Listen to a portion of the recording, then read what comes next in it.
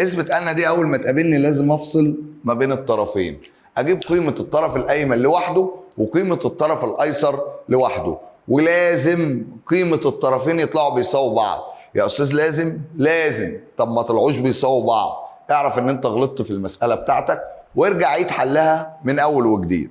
طب واحده واحده كده وتعالى نجيب قيمه الطرف الايمن. ادي 2 في جا 30 اللي هي بنص، زائد 4 في جاتا 60 اللي هي بنص. 2 في نص قيمتها بواحد، و4 في نص قيمتها باتنين، يبقى الطرف الأيمن هيديني 3. الطرف الأيسر ظا تربيع 60. الظا 60 أنا عارف إن هي بجذر 3، الكل تربيع.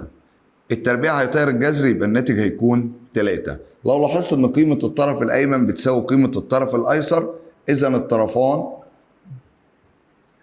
متساويين. لما اجي ابص